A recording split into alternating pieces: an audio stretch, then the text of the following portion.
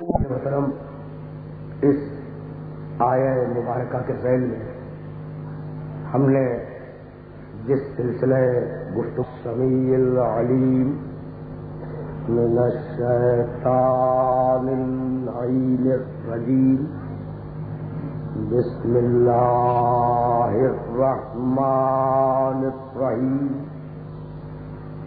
الحمدللہ الملک الحق المبین المتصاغر لعظمته جبابرة الطاغین المتخاضع لكبریائه عتاة المتمردین المعترف بربوبیته سائر الخلق اجمعین والصلاة والسلام والتحیۃ والإکرام علی اشرف النبیین وخاتم المرسلین سیدنا و مولانا ابی القاسم محمد وأهل بيته الطيبين الطاهرين المعصومين المظلومين أما بعد فقد قال الله سبحانه وتعالى في محكم كتابه المبين بسم الله الرحمن الرحيم إن الله يأمر بالعدل والإحسان وإيتاء ذي القربى وينهى عن الفحشاء والمنكر والبغي يعظكم لعلكم تذكرون. صلوات.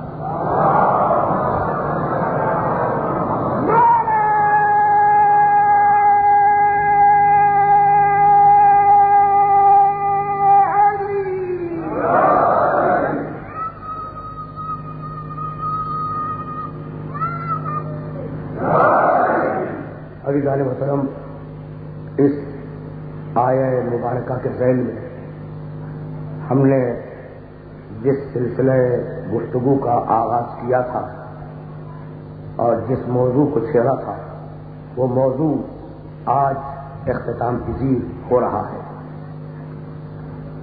ظاہر ہے کہ کل کی مجلس اس بات کی متحمل نہیں ہوگی کہ کچھ علمی اور عقلی مسائل چھیڑے جائیں. عدل نام ہے افراط و تفریط کے درمیان کا. عدل نام ہے دو متضاد کناروں کے درمیان کا. یہ درمیان اگر سمجھ میں آ گیا تو عدل بخوبی سمجھ میں آ جائے گا. عدل نام ہے دو متضاد کناروں کے درمیان کا. سخاوت اچھی صفت ہے نا. اگر سخاوت گھٹ جائے تو کنجوسی کہلائے, اگر بڑھ جائے تو اسراف کہلائے. درمیان میں عدل ہے.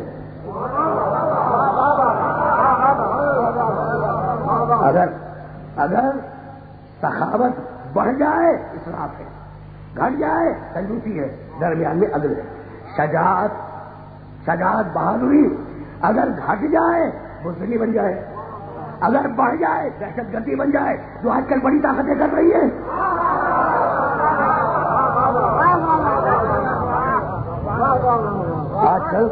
آج کل جو بڑی طاقتیں کر رہی ہیں نا, تخریب کاری, دہشت گردی, اگر شجاعت بڑھ جائے تخریب کاری بن جائے, دہشت گردی بن جائے. اگر شجاعت گھٹ جائے بزدلی بن جائے. درمیان میں ہے بہادری. اب آپ نے عدل کا مفہوم سمجھا بھائی. اگر عدل کا مفہوم سمجھ میں آ گیا کہ بھائی تمہیں اعتدال میں رہنا ہے, تمہاری زندگی کو اعتدال میں گزرنا ہے, تو اب وہ عدل قائم کیسے ہو؟ اب وہ عدل انسان کی زندگی میں قائم کیسے ہو؟ تبھی کے چند جملے اپنے سننے والوں کی خدمت میں ہدیہ کروں گا. یہ شبد بھی بہت زیادہ علمی باتوں کے متحمل نہیں ہے اور بہت تیزی کے ساتھ میں گزرتا ہوں. دیکھو انسان کے مزاج میں تین چیزیں ہیں. قوت شہوالیہ، قوت غضبانیہ، قوت متخیلہ، خواہش، غضب، خیال. میں نے علم الاخلاق کی اصطلاحیں ہٹا دی تاکہ میرے نوجوان دوست آسانی سے بات کو سن لیں. خواہش، غضب، خیال. تمہارا مزاج انہی تینوں چیزوں سے بنا ہے. خواہش، کھانا پینا سونا جاگنا، یہ خواہش ہے. غضب، انتقام لینا، ٹکرا جانا، مسائل کو برداشت کرنا، یہ قوت غضب ہے. قوت خواہش سے کھاتے ہو، پیتے ہو، سوتے ہو، جاگتے ہو، یہ ساری خواہشات ہے. اور غضب، ٹکرا جاتے ہو مسائل سے، دشمن سے انتقام لے لیتے ہو، کھڑے ہو جاتے ہو مسائل کے مقابلے میں، یہ ہے قوت غضب. تو ایک ہے قوت خواہش، دوسری ہے قوت غضب، اور تیسری قوت خیال. یہ قوت خیال کیا ہے؟ مستقبل کے منصوبے بنانا، پلان بنانا، مجھے کرنا کیا ہے، میری اولاد کو کیا کرنا ہے، یہ ہے قوت خیال. تو یہ تین قوتیں ہیں، بہت توجہ ہے. یہ تین قوتیں ہیں، خواہش، غضب، خیال. اب اگر چوتھی قوت نہ ہو تو خواہش کہیں لے جائے، غضب کہیں لے جائے، خیال کہیں لے جائے. اس لیے اسے کنٹرول کرو عقل سے.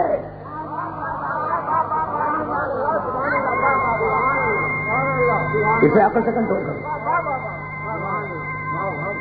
عدل،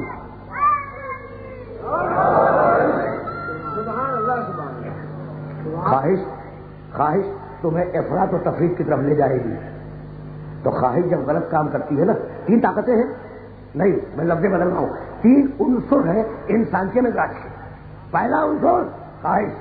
یہ عنصر خواہش اگر غلط جائے تو عقل کنٹرول کرتی ہے نا.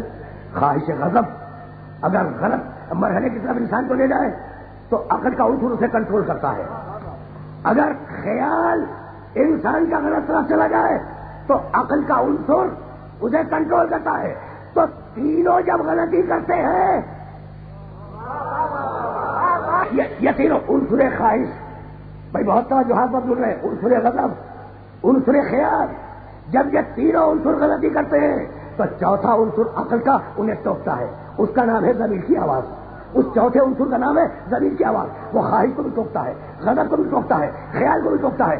اگر سن لیا تو عادل ہو، اور اگر نہیں سنا تو وہ چوتھا خاموش ہو کے بیٹھ جاتا ہے. تو خاموش ہو کے بیٹھ جانا رضامندی کی دلیل نہیں ہے. تو اب یہیں سے فکر کو آگے جانا ہے کہ ان تینوں طاقتوں کو عقل کنٹرول کرے. اور اب عقل کو کون کنٹرول کرے؟ خلاف عدل الہی ہے کہ وہ حلال نہ پہنچائے، حرام نہ پہنچائے، شریعت نہ دے، دین نہ دے، اور اٹھا کے جہنم میں پھینک دے. عدل الہی کے خلاف ہے یا نہیں؟ آواز دی سورہ بنی اسرائیل میں، ما کننا معذبین حتی نبعث رسولا. ہم اس وقت تک کسی انسان کو عذاب نہیں دیتے جب تک اس کے پاس رسول نہ بھیجے. ما کننا معذبین حتی نبعث رسولا. ہم اس وقت تک کسی انسان کو عذاب میں مبتلا نہیں کرتے جب تک اس تک پیغام نہ پہنچ جائے، ہمارا حلال نہ پہنچ جائے، ہمارا حرام نہ پہنچ جائے، ہماری شریعت نہ پہنچ جائے، ہمارا دین نہ پہنچ جائے. اگر پہنچنے کے بعد انکار کرے جب جہنم میں بھیجیں گے. اور اگر پہنچا ہی نہیں تو یہ عدل کے خلاف ہے کہ اسے جہنم میں بھیج دیا جائے. اب ہم نے بندوبست کیا کیا؟ بہت تیزی کے ساتھ گزر رہا ہوں. لقد ارسلنا رسلنا تترا. ہم نے بھی یہ طے کیا کہ ہم رسولوں کا تار باندھیں گے، ہم لگاتار رسول بھیجیں گے. تو اب لگاتار رسول آتے رہے، بھائی آرام سے سنتے جاؤ. لیکن کسی مرحلے تک اس بات کو جانا ہے. اب لگاتار رسول آتے رہے، مسلسل رسول آتے رہے، اور مسلسل رسولوں نے حلال پہنچایا، حرام پہنچایا، شریعت پہنچائی، دین پہنچایا، کتاب پہنچائی. اور ہر رسول اپنے کام کو کرنے کے بعد اس دنیا سے چلا گیا، یہاں تک کہ آخری مرحلے پہ آواز دی. اب آخری شریعت ہے، آخری دین ہے، آخری حلال ہے، آخری حرام ہے، آخری مذہب ہے، آخری کتاب ہے. اور اب یہ بھیج رہا ہوں، اگر امت کے ہاتھوں میں دے دو.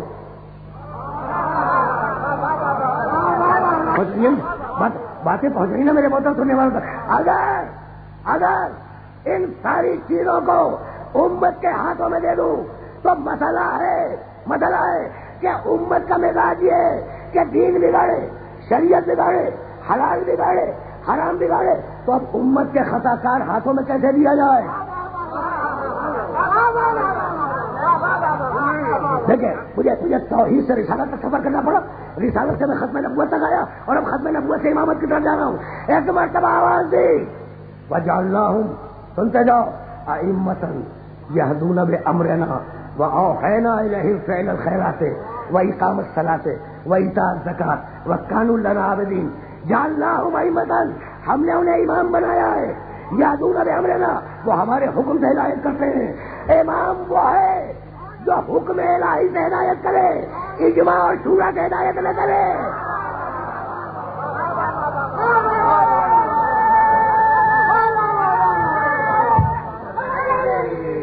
جو اپنا موضوع کو تلخیص بنا ہے، موضوع کو مکمل ہو جانا ہے، اور اب میں اپنے سننے والوں کو آگے لے جا رہا ہوں۔ وجعلناہم ائمۃ یہدون بامرنا، ہم نے کچھ لوگوں کو امام بنایا ہے، یہدون، جو ہدایت کرتے ہیں ہمارے امر سے، ہمارے حکم سے۔ تو جو حکم خدا سے ہدایت کرے وہ امام ہے، جو اپنی مرضی سے بن جائے وہ امام نہیں ہے۔ باتیں پہنچ رہی ہیں نا میرے محترم سننے والوں تک؟ بھائی ابھی یہیں سے تو مجھے آگے جانا ہے، اور یہیں سے تو میں اپنے سننے والوں کو کہیں لے کے جانا چاہ رہا ہوں، لیکن آیت پھر ذہن میں محفوظ ہو جائے۔ وجعلناہم ائمۃ یہدون بامرنا، امام وہ جو ہمارے حکم سے ہدایت کرے۔ ہدایت کا فریضہ امام کا ہے، کسی اور کا فریضہ نہیں ہے ہدایت کا۔ تو بھائی تمہاری ہدایت کبھی سنا کہ گائے کی ہدایت کی؟ ٹھیک کمال ہے، پہاڑوں پہ کوئی نبی نہیں آیا، کوئی امام نہیں آیا، پہاڑ کو ہدایت کی ضرورت نہیں تھی۔ بھینسوں پر نہ کوئی نبی آیا نہ کوئی امام آیا، انہیں ضرورت نہیں تھی۔ جانوروں پہ نہیں آیا، درختوں پہ نہیں آیا۔ بھائی تم میں کون سے سرخاب کے پر لگے ہوئے تھے کہ 1.25 لاکھ بھیج دیے تمہیں سنانے کے لیے؟ درختوں پہ بھی نبی بھیجتا، پتھروں پہ بھی نبی بھیجتا، امام بھیجتا، جانوروں پر بھی نبی بھیجتا، امام بھیجتا۔ کہا کہ نہیں، تم نے سرخاب کے پر لگے ہیں، دیکھو تقریر متصل ہونے والی ہے، سرخاب کے پر لگے ہیں۔ اس کا سبب یہ کہ پتھر میں عقل نہیں ہے، پتھر میں عقل نہیں ہے، درخت میں عقل نہیں ہے، حیوان میں عقل نہیں ہے، وہ تینوں میں عقل ہے۔ جمادات میں عقل نہیں ہے، جمادات میں عقل نہیں ہے، نباتات میں، جمادات پتھر، نباتات درخت، حیوانات جانور، ان میں عقل نہیں ہے۔ بھائی سننا اور اس جملے کو محفوظ رکھ لینا، بھائی بہت توجہ ہے۔ پتھر، درخت، جانور، انسان، تدریس تو یہی ہے نا۔ کبھی پتھر نے کہا کہ میں درخت ہوں؟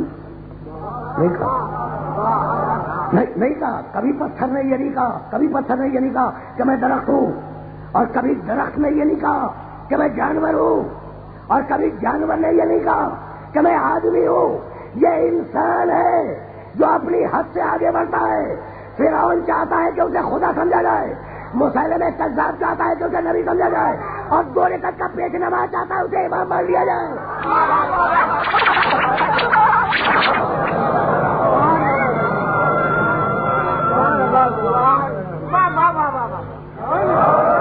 بہت تیزی سے گزر رہا ہوں میں، اور ظاہر ہے کہ جو باتیں عرض کر چکا وہ میرے سننے والوں کے ذہن میں محفوظ ہوگی۔ تو اب ہدایت کی ضرورت تھی انسان کو، یہی تو خدا کا مقام عدل ہے کہ وہ بغیر ہدایت کے تمہیں نہیں چھوڑتا۔ ہدایت کی ضرورت تھی ہدایت کی انسان کو۔ بھائی توجہ رکھنا۔ تو اب ہدایت کے معنی سمجھ میں آئے؟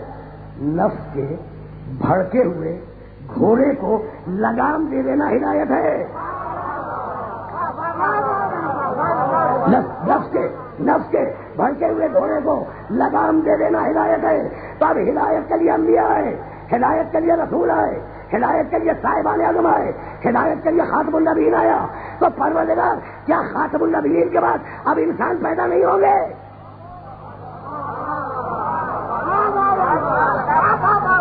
پوچھ لو اپنے پروردگار سے کہ کیا خاتم النبیین کے بعد اب انسان پیدا نہیں ہوں گے؟ اور کیا ان میں گمراہی نہیں آئے گی؟ تو یہ ممکن نہیں ہے کہ انسان ہو اور گمراہی نہ ہو۔ دیکھو میں نے بڑا عجیب جملہ کہا ہے، یہ ممکن نہیں ہے۔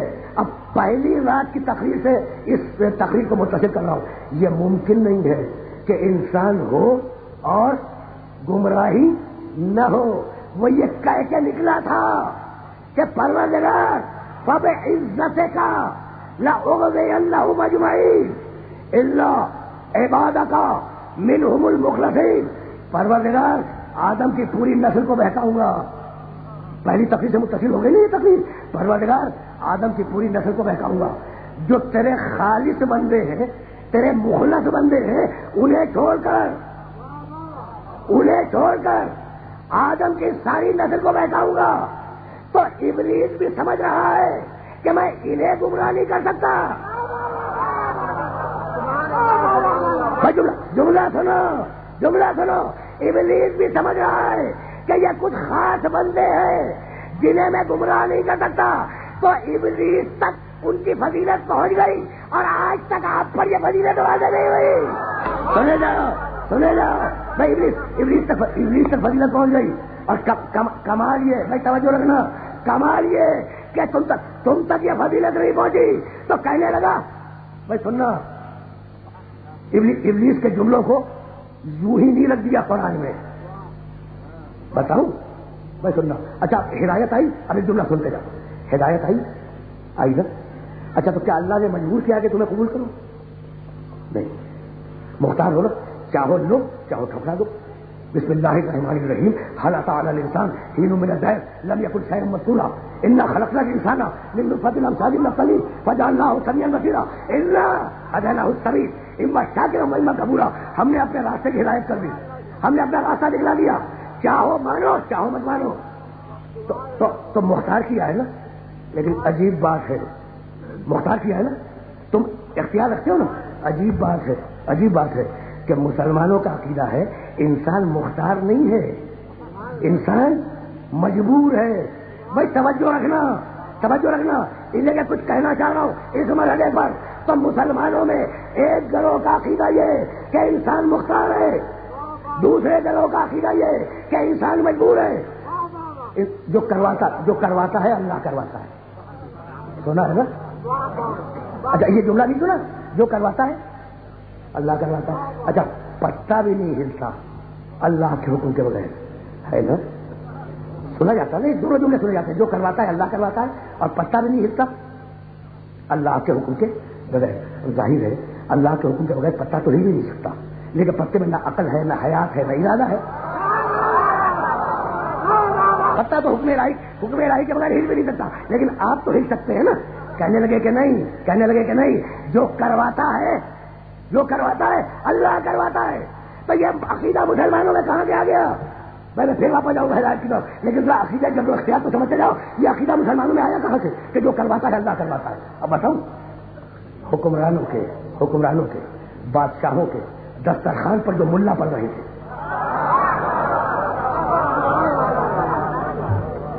بھائی زمانہ بدلتا ہے، تاریخ نہیں بدلتی.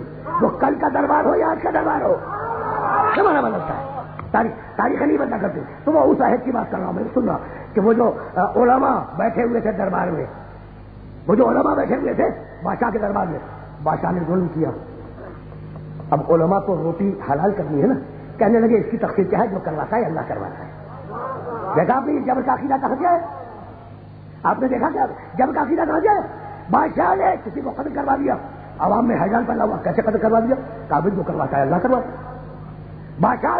بادشاہ نے سرے دربار شراب نوشی کی، عوام میں حیران پیدا ہوا یہ کیسا مسلمان بادشاہ ہے شراب پی رہا ہے. علماء تو بیٹھے ہوئے کہنے لگے اس کی تفصیل کیا ہے؟ جو کرواتا ہے اللہ کرواتا ہے. تو اب سمجھ میں آیا یہ جبر کا عقیدہ آیا کہاں سے؟ کیا کہ یہ جبر کا عقیدہ آیا کہاں سے؟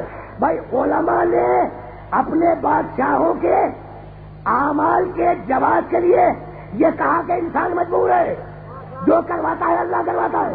تو ہم نے کہا کہ بھائی علی کو بلا فصل نہیں ملی، تو ہم کیا کریں؟ جو کرواتا ہے اللہ کرواتا ہے. ہم نے کہا حسین شہید ہو گئے، کہنے لگے ہماری تقسیم کیا ہے؟ جو کرواتا ہے اللہ کرواتا ہے.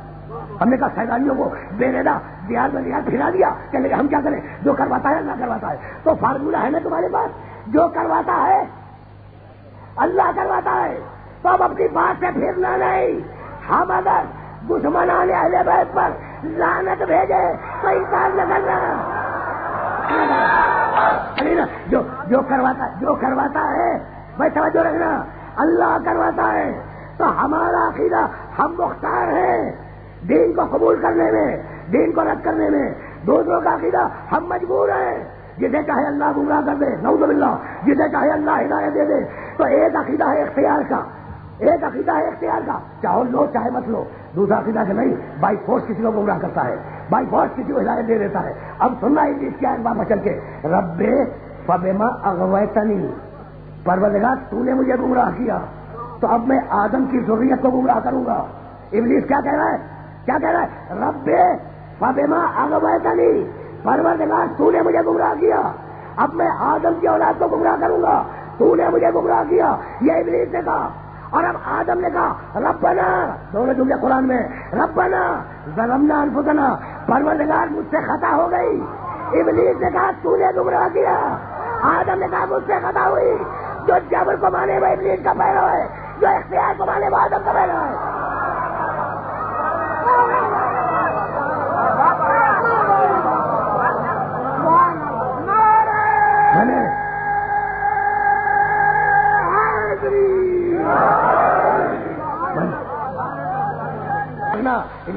یہ تو ہدایت کے ذہن میں بات نکل آئی.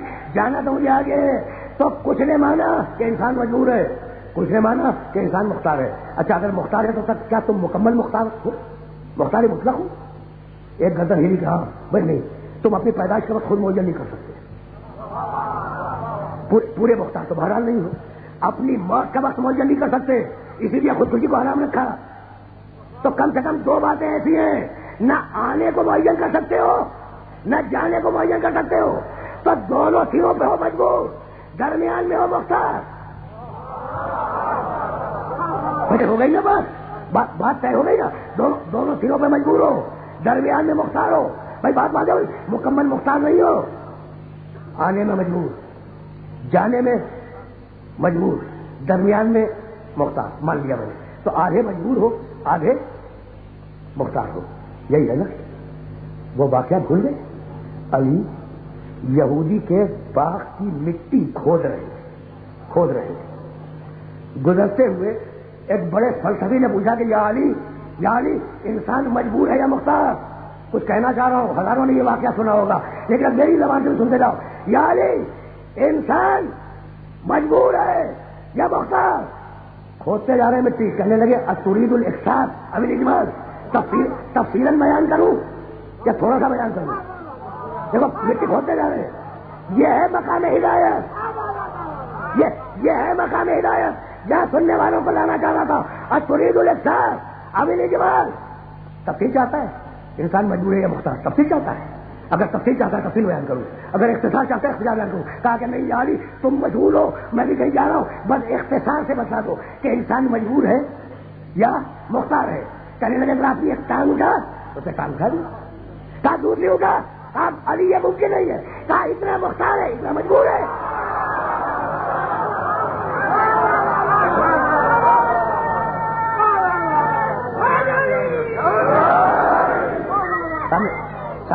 سامنے کی بات ہے نا، سامنے کی بات ہے جو اپنے محترم سننے والوں کو ہدیہ کر رہا ہوں. کہا پاؤں اٹھا، بھائی سننا اس لیے کہ کچھ کہنا چاہ رہا ہوں. کہا پاؤں اٹھا، اس نے پاؤں اٹھا دیا. کہا دوسرا بھی اٹھا، اس نے کہا یہ ممکن نہیں ہے. کہا اتنا مختار اتنا مجبور.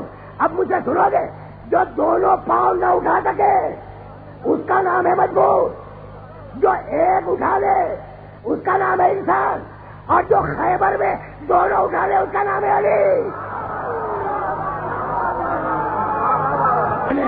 میں نے اپنے محترم سننے والوں کو رحمت دی، اور فکر اسی مرحلے سے آگے جا رہی ہے. تو اب رسول کے بعد مقام ہدایت پہ وہ آئے جو رسول جیسا ہو. نشتر پارک میں یہی تھیسس کیا میں نے اپنے سننے والوں کو. رسول کے بعد مقام ہدایت پہ وہ آئے جو رسول جیسا ہو. کیا بھول جاؤ گے؟ بھائی سننا، اور یہ مرحلہ اتنا نازک ہے کہ اس مرحلے پر اپنے سننے والوں کو روک کے ایک بات کہوں گا.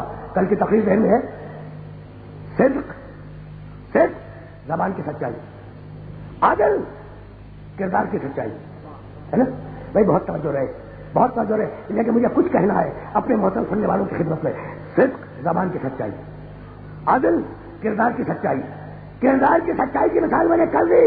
اور اب زبان کی سچائی، یا ایھا الذین آمنوا اتقوا اللہ وکونوا مع الصادقین، ایمان لانے والو اللہ کا تقوی اختیار کرو، صادقین کے ساتھ رہو۔ تو ہے نا گروہ صادقین کا، ہے نا گروہ صادقین کا۔ اب ان صادقین کو کہاں تلاش کریں؟ سننا تھیسس دے رہا ہوں اور اس تھیسس کو ذہن میں رکھنا۔ اب یہ سچے صادقین انہیں کہاں تلاش کریں؟ دن کی ضد رات، رات کی ضد دن، روشنی کی ضد اندھیرا، اندھیرے کی ضد روشنی، خیر کی ضد شر، شر کی ضد خیر۔ چیز ہمیشہ اپنی ضد سے پہچانی جاتی ہے۔ تو اگر صادقین کو پہچاننا ہے تو کاذبین کو تلاش کرنا۔ آسان لفظوں میں اپنے سننے والوں کی خدمت میں جملے ہدیہ کر رہا ہوں، اگر صادقین کو تلاش کرنا ہے تو کاذبین کو تلاش کرو۔ اب پوچھو قرآن سے کہ کاذبین کون ہے؟ ایک مرتبہ قرآن نے آواز دی، فقل تعالوا ندعو ابناءنا وابناءکم ونساءنا ونساءکم وانفسنا وانفسکم ثم نبتہل فلنجعل لعنت اللہ علی الکاذبین۔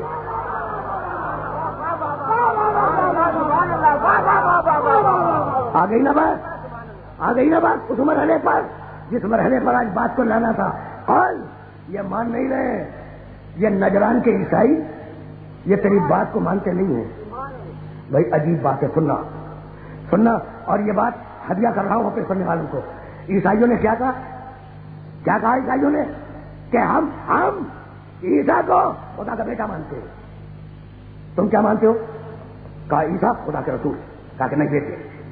قرآن کی آیت آئی کہ ان سے کہہ دو ان مثل عیسیٰ عند اللہ کا مثل آدم خلقہ من تراب ثم قال له کن فیکون۔ خدا کی قسم میرے نبی کی شرافت دیکھو، میں سننا یہ جملہ ہدیہ کر رہا ہوں، جہاں تک میرا سننے والا سن رہا ہے، میرے نبی کی شرافت دیکھو۔ بتاؤ شرافت، عیسیٰ کے باپ تو نہیں تھے نا؟ نہیں تھے۔ اور کیا کہا عیسائیوں نے؟ وہ خدا کے بیٹے ہیں۔ دلیل کیا دی؟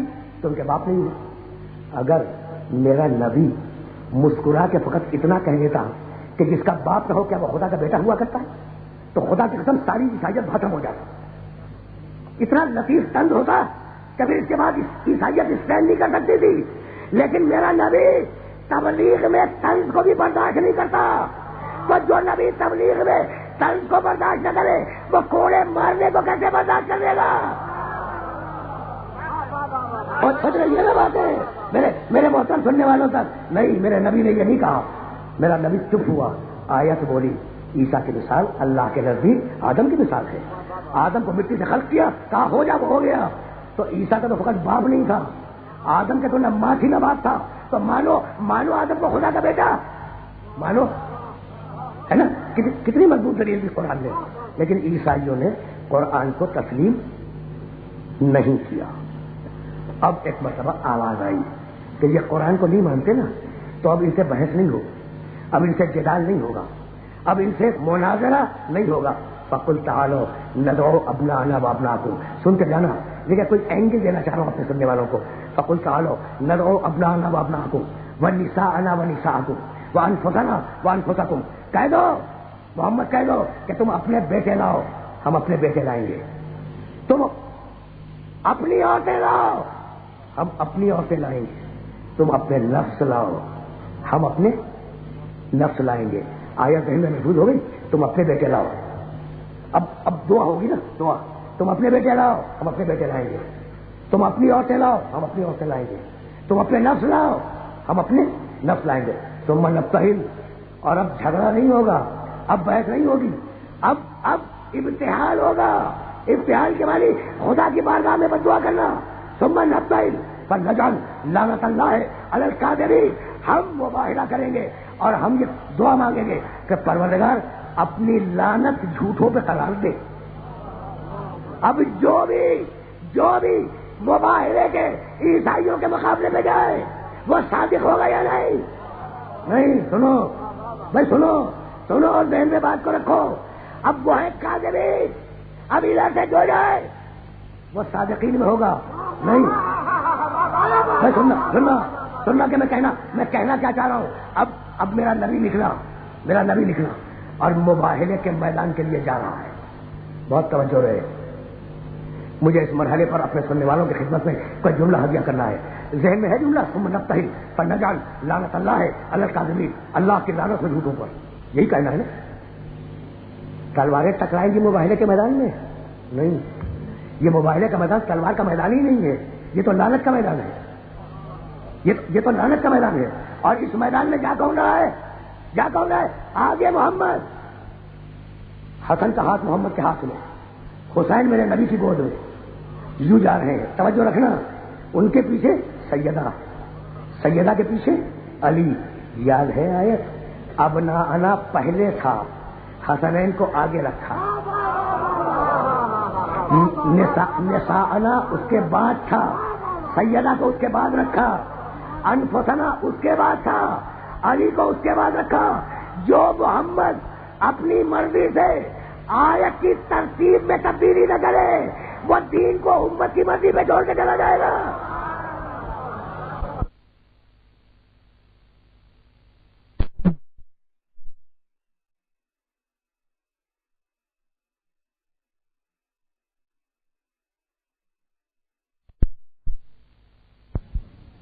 تقریر کو آگے جانا ہے. کتنے جا رہے ہیں مباہلے کے میدان میں؟ بھائی کتنے ہیں؟ ایک رسول, 2 نواسے, ایک بیٹی, ایک داماد. کل اتنے ہیں مباہلے کے میدان میں. میں نے بڑی تاریخ کی کتابوں کی ورق گردانی تھی کہ شاید کوئی اور بھی گیا ہو. بھائی سننا سننا, اس لیے مجھے جانا آگے, جانا آگے. درمیان میں یہ جملہ آ گیا ہے اور میں فیصلے کی منزل تک اپنے سننے والوں کو لے کے جانا چاہ رہا ہوں. اس لیے کہ استدلالی تقریر آخری ہے, کچا میں غریبہ ہے. یہ بات میرے سننے والوں تک پہنچ جائے. میں نے بہت تلاش کیا کہ شاید مباہلے کے میدان میں, شاید مباہلے کے میدان میں ان 5 کے علاوہ کوئی اور بھی گیا ہو. کوئی نہیں ملا. اچھا میں نے تلاش کیا تاریخوں میں کہ کسی نے کہا ہو جاتے وقت کہ یا رسول اللہ ہم بھی ساتھ چلیں. بڑے بھائی اتنا تو کہہ سکتے تھے نا کہ یا رسول اللہ ہم بھی آپ کے ساتھ چلیں. بھائی بڑے بڑے مرد تھے پیغمبر اسلام کی فوج میں اور پیغمبر اسلام کے لشکر میں. بھائی یاد ہے نا, کسی نے رسول کے ساتھ گستاخی کی, کہا یا رسول اللہ قتل کر دو, کہا نہیں چھوڑ دو.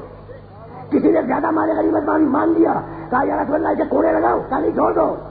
فتح مکہ کے دن جب رسول خانہ کعبہ کی چھت پر رکھے ہوئے بتوں کو دیکھ رہے تھے, کہا یا رسول اللہ میں توڑ دو, کہا کہ نہیں, جس سے پوجا ہو کیا توڑے گا, چھوڑ دو.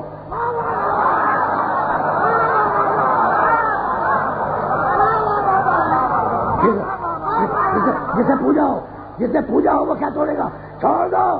سب کتنے اچھے لوگ تھے, کتنے اچھے لوگ تھے. یا رسول اللہ میں فلاں کو قتل کر دوں, کہا کہ نہیں.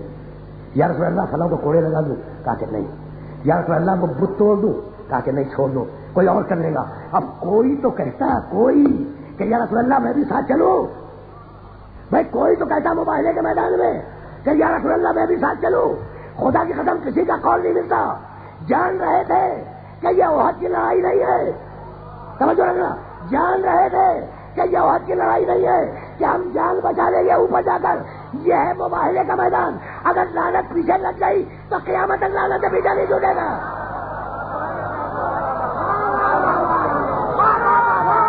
بہت سیدھی بات ہے.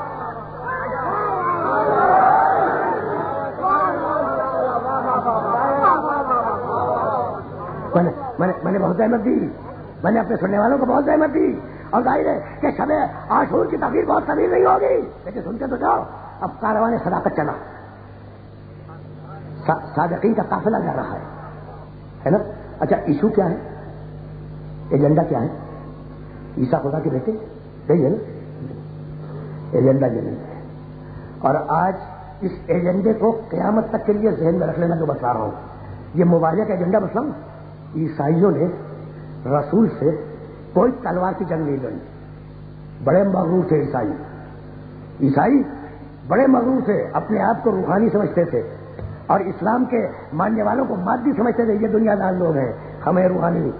بھائی سننا, کہتے تھے کہ خدا کا بیٹا ہمارے فرقے میں ہے, کہیں اور نہیں ہے ایسا. مریم جیسی خاتون پوری دنیا میں کہیں نہیں ہے.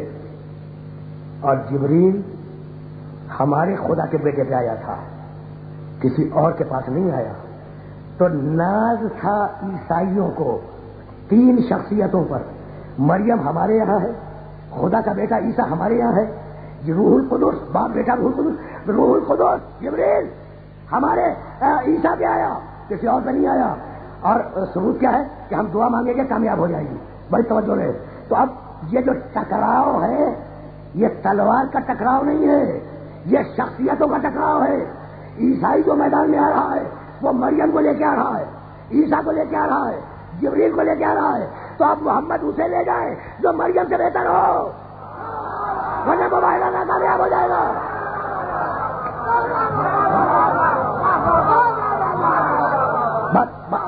بات واضح ہو گئی, بات واضح ہو گئی بھائی. اب رسول کو جواب دے رہے ہیں نا ان شخصیتوں کا. رسول کو ان شخصیتوں کے مقابلے پر شخصیتیں لے جانی ہے. تم مریم کو لائے ہو, ذرا میری بیٹی کو تو دیکھو. تمہیں میں دیکھو محمد رسول اللہ کے بیٹے حسنین کے لیے کیا لفظ قرآن میں آیا ہے؟ اب نانا بیٹے نواسے ہیں مگر بیٹے. تو تمہیں مریم پہ ناز ہے. ذرا میری بیٹی کو دیکھو. تمہیں خدا کے بیٹے پہ ناز ہے, میرے 2 بیٹوں کو دیکھو. تمہیں خدا کے بیٹے پہ ناز ہے, تمہیں خدا کے بیٹے پہ ناز ہے, میرے 2 بیٹوں کو دیکھو. اور تمہیں جبریل پہ ناز ہے. جب تو صحیح کے مقابلے میں جبریل کے استاد کو لے آؤ.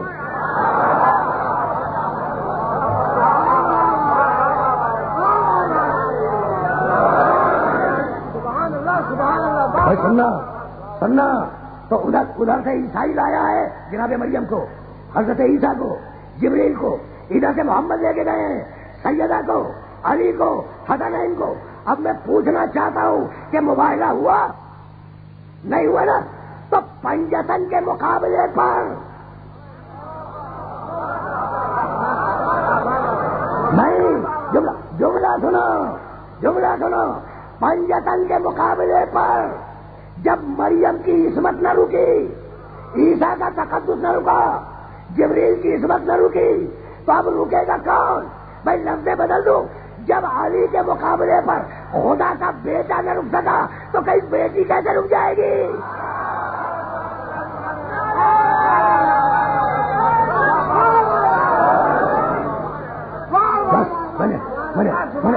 میں نے زحمت دی اور اب سلسلے فکر طویل نہیں ہے, بات کو مکمل ہو جانا ہے. رکے نہیں رکے بھائی سننا اس لیے کہ اب یہ جملہ ناگزیر ہے اور کچھ تھوڑے سے مسائل بس کروں گا. لیکن آج شہزادے کا تابوت برآمد ہوگا. سمجھ گئے شہزادے کو؟ علی اکبر بڑی عجیب شخصیت ہے علی اکبر. تو کچھ جملے کہوں گا لیکن بات مکمل ہو جائے جو بات کہنے جا رہا ہوں. اچھا تو یہ مباحثہ کیا تھا؟ یہ مباحثہ کیا تھا کہ دونوں چھت پہ جائیں گے اور وہاں سے کود جائیں گے میدان میں؟ یہ تو نہیں تھا نا. اچھا کیا مباحثہ اس بات کا تھا کہ دونوں سمندر میں چھلانگ لگا دیں گے, جو بچ جائے وہ سچا؟ یہ بھی نہیں تھا. کیا جلتے ہوئے تیل کے کڑھاؤ میں دونوں ہاتھ ڈال دیں گے, جس کا ہاتھ بچ جائے وہ سچا, جس کا جل جائے وہ جھوٹا؟ یہ تو کچھ نہیں ہے نا. بڑا سیدھا سادہ مباحثہ ہے. جو جھوٹا ہو اس میں لعنت ہو, جو سچا ہو اس کی لعنت ہو. اتنی سی بات ہے نا. بہت توجہ رہے, اس لیے کہ میری تقریر تمام ہونے والی ہے اور کچھ جملے عرض کروں گا مسائل کے, لیکن یہ بات میرے ایک ایک سننے والے تک پہنچ جائے. تو چھلانگ نہیں لگانی ہے سمندر میں, کودنا نہیں ہے 6ٹی منزل سے, تیل کے کڑھاؤ میں ہاتھ نہیں ڈالنا. کیا ہے وہ مباحثہ؟ اتنی سی بات ہے کہ بد دعا کرنی, اتنی سی بات ہے نا. اور بد دعا میں ہے کیا؟ لعنت بھیجنی ہے جھوٹوں پر. اتنی سی بات ہے نا, لعنت بھیجنی ہے جھوٹوں پر. اب سننا, ایک سوال کر رہا ہوں اس کا جواب دے دو, مجلس تمام ہو جائے. عیسائیوں کو دنیا میں کوئی مسلمان فرقہ لعنتی کہتا ہے؟ نہیں کہتا. عجیب کمال ہے. میں سننا, یہ میری تقریر کا خلاصہ ہے. دنیا میں کوئی مسلمان کوئی پورے گلوب پر عیسائیوں کو لعنتی کہتا ہے؟ نہیں کہتا ہے. نہیں کہتا ہے نا. کیوں؟ اس لیے کہ عیسائی پنجتن کے مقابلے سے ہٹ گئے.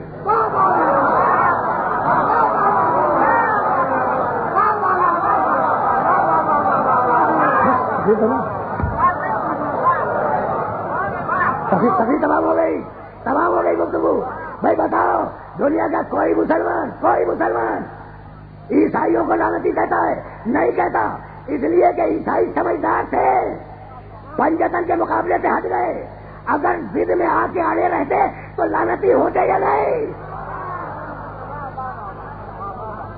تقریر مکمل ہو گئی، تقریر مکمل ہو گئی. عیسائی سمجھدار تھے، لعنت سے بچ گئے. یزید احمق تھا، لعنت میں گرفتار ہو گئی. میری تقریر تمام ہو گئی. اب مجھے کچھ نہیں کہنا اپنے محترم سننے والوں سے. عیسائی سمجھدار تھے، لعنت سے بچ کے نکل گئے. یزید احمق تھا، احمق تھا. آج تک توق لعنت اس کے گلے میں ہے یا نہیں، اور قیامت تک توق لعنت اس کے گلے میں رہے گا یا نہیں رہے گا. بھائی اب میں کیسے اپنے سننے والوں کی خدمت میں یہ جملہ عرض کروں؟ بھائی سننا یہ کچھ کہنا ہے، اور اگر وہ کہہ سکا تو میرے مسائل مکمل ہو گئے، میرے مسائل مکمل ہو گئے. دنیا میں یہ دستور ہے کہ اگر کسی سے نفرت کرو تو اس کا پتلا بنا کے جلا دو، اور دنیا میں دستور ہے کہ اگر کسی سے محبت کرو تو اس کی تصویر اپنے کمرے میں آویزہ کر دو. بھائی محبت بھی ہے، نفرت بھی ہے، ہوتا ہے یا نہیں ہوتا ہے؟ خدا کی قسم، حسین ابن علی عاشور کے دن اکبر کو جو حکم دے رہے تھے کہ بیٹے ذرا شروع کی اذان تو دے دے، بتلانا یہی تھا کہ محمد کس طرف ہے. اب اگر بھائی توجہ رکھنا، اب اگر محمد کو مانتے ہو، محمد کی امت میں ہو، تو یہ ہے محمد کی شبیہ، یہ ہے محمد کی شبیہ. اسے ایذا نہ پہنچانا، اسے تکلیف نہ پہنچانا. بات پہنچ رہی ہے نا میرے محترم سننے والوں تک؟ بھائی کربلا کیا ہے بتلاؤ. عاشور کا دن علی اکبر کی اذان سے شروع ہوا، اور عاشور کا دن حسین کے سجدے سے ختم ہوا. تو اکبر کی اذان، حسین کا سجدہ، درمیان میں کربلا. باتیں پہنچ رہی ہیں نا میرے محترم سننے والوں تک؟ بھائی سننا، بڑا عجیب شہزادہ ہے. حسین نے وصیت کی تھی سید سجاد کو، اور آج مجھ سے وہ وصیت بھی سن لو. رخصت کے لیے جب آئے تھے نا تو وصیتیں کی تھی حسین ابن علی نے سید سجاد سے. اس میں ایک وصیت یہی تھی کہ میرے اکبر کو میرے پائے کی دفن کرنا. وصیت حسین کی، عمل کیا سجاد نے. اور آج بھی جنہوں نے حرم سید الشہداء کی زیارت کی ہے انہوں نے دیکھا ہے کہ جہاں حسین کے قدم ختم ہوتے ہیں وہاں سے اکبر کا سر شروع ہوتا ہے. اور روایات میں ہے، بھائی سنو، روایت بھی سن کے جاؤ. ذرا اکبر سمجھ میں تو آ جائے، اکبر ذرا سمجھ میں تو آ جائے. روایات میں ہے حسین ابن علی نے کہا کہ میرے چاہنے والوں، اگر میرے پاس آؤ اور مجھ سے کچھ مانگو اور میں مصلحتاً نہ دوں تو مایوس نہ ہو جائے، آگے بڑھ کے اکبر سے مانگ لو. سمجھ میں آیا اکبر سمجھ میں آ گیا؟ آگے بڑھ کے اکبر سے مانگ لو، اکبر تمہیں دے دے گا. یہ اتنی بڑی اجازت کہ جو حسین مصلحتاً نہ دے وہ اکبر دے دے. تو بات جانتے ہو کیا ہے؟ خدا کی قسم زندگی میں حسین نے اکبر کے کسی مطالبے کو رد نہیں کیا. سنو گے؟ جاؤ پڑھو سوانح عمری اکبر کی. جملہ سنو، بچہ ہے چھوٹا سا اکبر، چھوٹا سا بچہ ہے، انگوروں کا موسم نہیں ہے. کہا بابا میں تو انگور کھاؤں گا. حسین نے ہاتھ بڑھایا، جنت سے توڑ کے دے دیا. اناروں کا موسم نہیں ہے، ضد کی بابا مجھے تو انار کھانے ہیں، جنت سے توڑ کے دے دیا.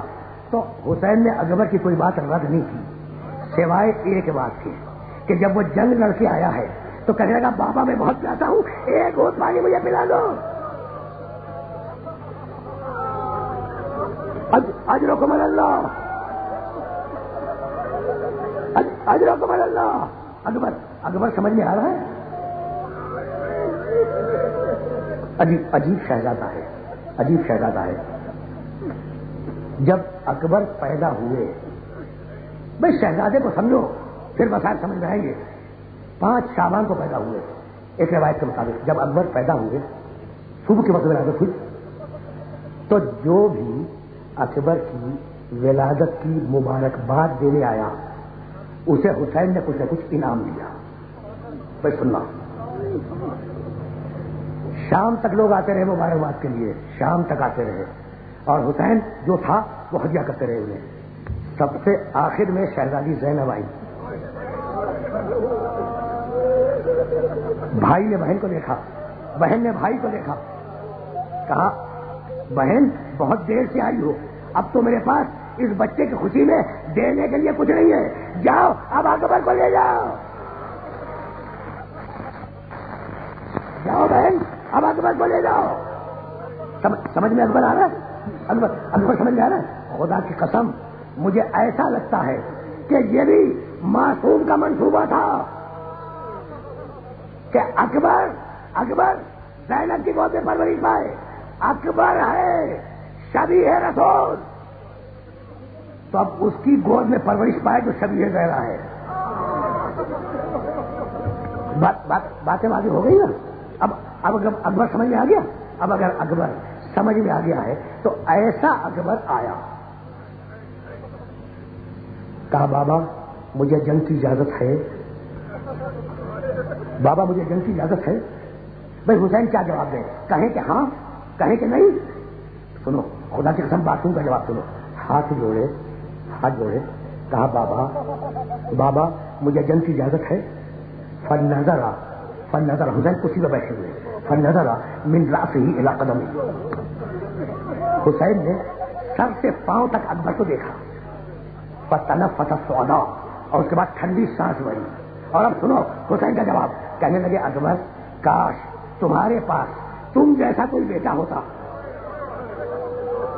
اور وہ تم سے مرنے کی اجازت مانگتا تو میں دیکھتا کہ کس دن سے اجازت دیتے ہو. حسین جیسا باپ اور اکبر جیسا بیٹا. اکبر کاش تم جیسا کوئی بیٹا ہوتا اور وہ تم سے جنگ کی اجازت مانگتا تو میں دیکھتا کہ کس دن سے تم اجازت دیتے ہو.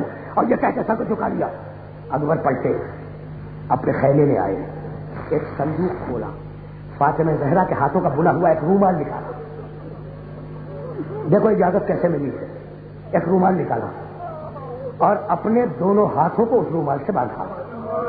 دیکھو میں ہاتھ بڑھا دوں کہ باندھ دو آسان ہے، لیکن میں خود باندھوں اپنے دونوں ہاتھوں کو مشکل کام ہے. اکبر نے اپنے خیمے میں اپنے دونوں ہاتھوں کو باندھا، اور باندھنے کے بعد اب آئے باپ کی خدمت میں، اور اب زبان سے کچھ نہیں کہا، بڑھے ہوئے ہاتھ دکھلائے اور سر حسین کے قدموں پر رکھ دیا. جیسے ہی سر حسین کے قدموں پر رکھا حسین لڑنے لگے، حسین کانپنے لگے، گھبرا کے کھڑے ہوئے. اکبر کو اٹھایا، سینے سے لگایا، کہا بیٹا تیرا چہرہ میرے نانا کا چہرہ ہے، بیٹا آپ قدموں پہ سر نہ رکھنا. اجرکم اللہ، اجرکم اللہ. جا اکبر، میں نے تجھے اجازت دے دی. اکبر میں نے تجھے اجازت دی. اکبر کو اجازت ملی. کہا لیکن اکبر اپنی خوبی سے اجازت لے دے. سنتے جاؤ آرام سے، ابھی کچھ تھوڑا سا وقت ہے اور میں چاہ رہا ہوں کہ میرے محترم سننے والوں تک مقتل پہنچ جائے. جاؤ اکبر خوبی سے اجازت لے لو. اکبر آئے. اب سننا جملے سننا.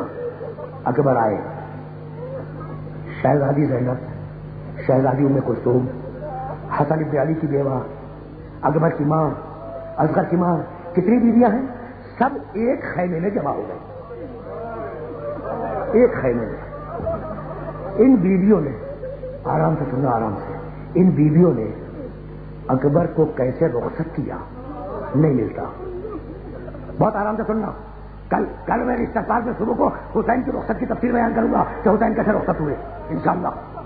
تو حسین کیسے رخصت ہوئے سب کو معلوم، عباس کیسے رخصت ہوئے سب کو معلوم، قاسم کیسے رخصت ہوئے مقتل میں ہے، اور محمد کیسے رخصت ہوئے مقتل میں ہے. نہیں ملتا تو بس یہ نہیں ملتا کہ اکبر کیسے رخصت ہوئے. بس دو ہی جملے ملتے. پہلا جملہ یہ ملتا ہے کہ جب اکبر رخصت ہونے کے لیے شہزادی زینب کے خیمے میں آئے تو بیویاں گھیر کے کھڑی ہو گئی، اپنے بال کھول دیے اور کہنے لگی ہم غربتنا، اکبر ہماری غربت پہ رحم کرو. اجرکم اللہ، اجرکم اللہ. اکبر بھائی سنو عاشور کی شب ہے اور اکبر کی شہادت بیان کر رہا ہوں، ہے نا. حسین کیسے رخصت ہوئے معلوم، عباس کیسے رخصت ہوئے معلوم ہے، اور محمد قاسم معلوم ہے، اکبر کے لیے کچھ نہیں معلوم، بس 2 جملے معلوم ہیں، 2 جملے۔ پہلا جملہ کہ بیویاں بال کھول کے گھیر کے کھڑی ہو گئی اور کہنے لگی اکبر ارحم غربتنا، اکبر ہماری غربت پہ رحم کھاؤ۔ اور دوسرا جملہ بتاؤ، دوسرا جملہ بھائی، دوسرا جملہ ہدیہ کر رہا ہوں۔ راوی کہتا ہے کہ نہیں معلوم بیویوں نے کیسے رخصت کیا، لیکن اتنا معلوم ہے کہ خیمے کا پردہ 18 مرتبہ اٹھا، خیمے کا پردہ 18 مرتبہ اٹھا، 18 مرتبہ گرا۔ جب اکبر نکلنا چاہتا تھا کوئی دامن کھینچ لیتا تھا کہ اکبر رک جاؤ۔ آپ نے گریہ کیا، آپ نے گریہ کیا، سنو عزیزو سنو، آپ نے گریہ کیا، مجلس تمام ہو گئی، اور میں خدا کی قسم آپ کا شکر گزار نہیں ہوں، شکریہ وہ ماں ادا کرے گی جس کے بیٹے کی شہادت بیان کر رہا ہوں۔ آج رکم اللہ بھائی، سننا، خیمے کا پردہ 18 مرتبہ اٹھا، خیمے کا پردہ 18 مرتبہ گرا۔ اور راوی کہتا ہے کہ جب اکبر نکلنا چاہتے تھے تو کوئی دامن کھینچ لیتا تھا۔ مقتل میں نہیں ہے، مقتل میں صراحت نہیں ہے کہ کس نے دامن کھینچا۔ میں نے سوچا کہ اگر زینب نے روکا ہوتا تو چھانا پکڑا ہوتا، اب اگر ام کلثوم نے روکا ہوتا تو چھانا تھاما ہوتا، اگر کسی بڑی خاتون نے روکا ہوتا چھانا تھاما ہوتا۔ یہ دامن کھینچنا بتلاتا ہے کہ جب اکبر نکلنا چاہتے تھے چھوٹی بہن سکینہ دامن کھینچ لیتی تھی کہ بھائی علی اکبر مجھے چھوڑ کے نہ جا۔ سنو بس آخری جملے سنو، مجلس تمام ہو گئی، مجلس تمام ہو گئی۔ اکبر نکلے، بڑے واقعات تھے، میں نے سب چھوڑ دیے۔ رسول کے تبرکات حسین نے اپنے ہاتھوں سے اکبر کو پلائے، رسول کا امامہ، رسول کی ابا، رسول کی قبا، رسول کی زرہ، رسول کی تلوار حسین نے اپنے ہاتھوں سے آویزہ کیا اکبر پر، دیکھا سر سے پاؤں تک، ہاتھ تھاما، بچہ گھوڑے پہ سوار ہوا، گھوڑے کا نام عقاب ہے۔ جب علی اکبر تیار ہو گئے تھے نا، رخصت کے لیے اندر گئے تھے، اس وقت حسین گھوڑے کی عقاب کی لگام تھامے ہوئے خیمے کے باہر کھڑے تھے۔ بچہ آیا، تبرکات پہنائے، عقاب پہ اکبر سوار ہوئے، ٹھنڈی سانس بھری، دیکھا بیٹے کو، کہا جاؤ فی امان اللہ اکبر جاؤ میدان میں۔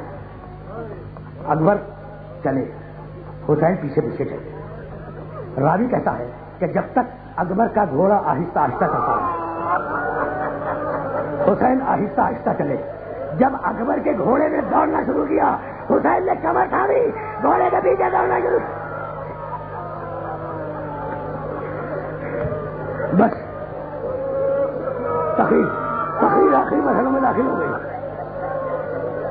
ایک مرتبہ پکار کے کہا، پکاری تھا، بیٹا اکبر رک جاؤ۔ اکبر رکے، مڑے، کہا بابا کیا ہے؟ کہا بیٹے تو شبیہ رسول ہے، جب تک نگاہوں کے سامنے ہے مڑ مڑ کر اپنی صورت دکھلاتا جا۔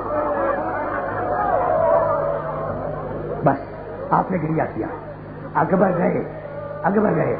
راوی کہتا ہے کہ میں کربلا کی ہر بات بھول سکتا ہوں، لیکن علی اکبر کی شان نہیں بھول سکتا۔ میں نہیں بھول سکتا کہ کتنا خوبصورت جوان تھا اور جھوم جھوم کے گھوڑے پر رجت پڑ رہا تھا کہ میں بھی علی ہوں، میرا دادا بھی علی تھا۔ یہ ہے اکبر، جھوم جھوم کر گھوڑے پر رجت پڑ رہا تھا کہ میرا نام بھی علی ہے، میرے دادا کا نام بھی علی تھا۔ یہ کہہ کر تلوار کھینچی، فوجوں پہ حملہ کیا اکبر نے۔ 200 فوجی قتل کیے۔ حسین ٹیلے سے کھڑے ہوئے دیکھ رہے ہیں، 200 فوجی قتل کر لیے نا۔ واپس پلٹے اکبر، ٹیلے کے قریب آئے، گھوڑے سے نیچے اترے، باپ کو سلام کیا۔ باپ نے جواب سلام دیا۔ بھائی سننا، بس میری تقریر تمام ہو رہی ہے۔ کہا بابا آپ نے میری جنگ دیکھی؟ بس یہ آخری جملے سنو، بابا آپ نے میری جنگ دیکھی؟ کہا کہ ہاں بیٹے میں نے تمہاری جنگ دیکھی۔ کہا بابا آپ کو کیسا لگا؟ کہا کیا پوچھتے ہو بیٹے، ایسا لگ رہا تھا جیسے خندق میں حیدر کرار لڑ رہے ہو، جیسے غزوہ موسیٰ میں جعفر طیار لڑ رہے ہو۔ کہا بابا جنگ پسند آئی؟ کہا ہاں بیٹے جنگ پسند آئی۔ کہا بابا یہ میری پہلی جنگ تھی نا؟ کہا کہ ہاں بیٹے یہ تیری پہلی جنگ تھی. کہا بابا اب میں انعام مانگوں؟ کہا بیٹے مانگ. کہا بابا ایک اور پانی پلا دو بابا. اجرکم اللہ اجرکم اللہ. بس اب آخری جملے سنو. حسین ابن علی نے عقیق کی انگوٹھی نکالی, اپنے ہاتھ سے اپنی انگلی سے عقیق کی انگوٹھی نکالی. کہا اکبر اسے زبان کے نیچے رکھ لو, تمہاری پیاس میں تسکین ہوگی. اب پڑھتے سے ایک مرتبہ پیسر سعد نے آواز دی. دیکھو بس آخری جملے ہیں. پیسر سعد نے آواز دی, ارے یہ حسین کا بیٹا علی اکبر ہے, اگر اکیلے جاؤ گے کوئی زندہ نہیں بچے گا, اس پر مل کے حملہ کرو. کہیں سے تیر آئے, کہیں سے پتھر آئے. دیکھو باپ اور بیٹے شہادت میں کتنے مساوی ہیں. کہیں سے تیر آئے, کہیں سے پتھر آئے, کہیں سے نیزے آئے. میرا اکبر زخمی ہوتا چلا. ایک مرتبہ گھوڑے کے گلے میں باہیں ڈال دی اور گھوڑا عقاب فوج یزید میں گھس گیا. اتنی تلواریں پڑی کہ قطع ہو اربا. 2 جملے اور سنو, 2 جملے بس آخری جملے. اکبر گھوڑے سے زمین پہ آئے اور ایک مرتبہ آواز دی, واہ ابتا ہو علیک منی السلام, بابا آپ پر میرا آخری سلام ہو.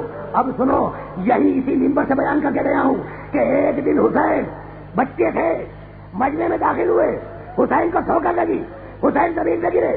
رسول نے خطبہ چھوڑا, بچے کو گود میں لیا, منبر پہ آئے, تلوے پھیلائے.